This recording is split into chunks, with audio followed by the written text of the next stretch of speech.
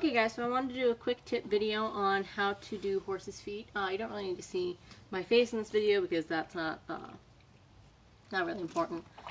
So I'm going to show you guys how to put some hoof dressing on because I've seen so many people do it the wrong way, and it's always annoying to me because there's directions on the bottle, which if I can find the back of it, there, see?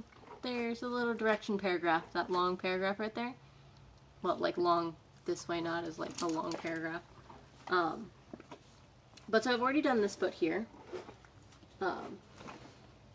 So what you want to do when you put the hoof dressing on, or hoof oil, is you want to put it on the coronet band, or the coronary band, whichever.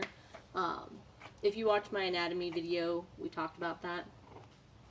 Because the coronet band is just like your cuticles. They actually will take in more moisture than your nail will.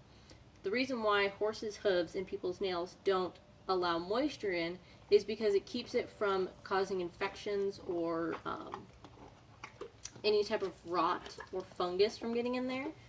So that's just a barrier to preserve their feet and keep their feet more healthy. So if you put hoof dressing just on this front piece of the hoof wall, then you're not going to do any good. It's just a waste of your time and a waste of hoof dressing. So you don't want to do that, and you also don't want to put it on the bottom of the foot. There's really no reason for that. I've seen people do that, and it just drives me nuts every time. Some people do put black hoof polish on the horse's foot for a show. That's a completely different thing that you can put all the way down. That doesn't really matter. That's just an aesthetic thing. It's not really a hoof oil.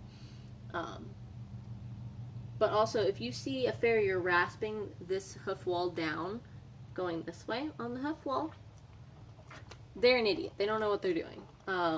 Because if you actually rasp this front piece off, what it'll do is it'll become a sponge like the coronet band, and it will allow those infections and rot and fungus inside the foot because you've taken away that hard outer barrier.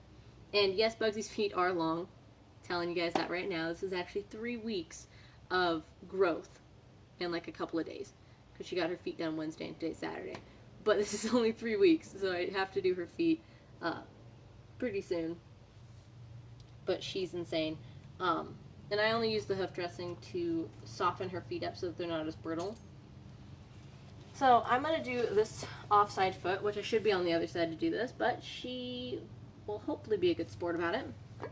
So you're going to take your hoof dressing, and I like to wring the brush out a little bit on the sides because I don't want it dripping everywhere. I don't want too much. You don't need a whole lot. And you're just going to move the horse's hair out of... I'll move this because I'm sure it's in the way. You're going to move the hair out of the way, and you're just going to run the brush along the coronary band. Now Bugsy's got a lot of hair down here, so it's a little bit more difficult with her. So I got to kind of get away from all that fringe. And it should be as easy as that. You shouldn't have to put a lot on there. If you put it on the coronet, it'll soak it all up and it'll actually do what its purpose is. So I hope that helped, guys, and we're going to end it there.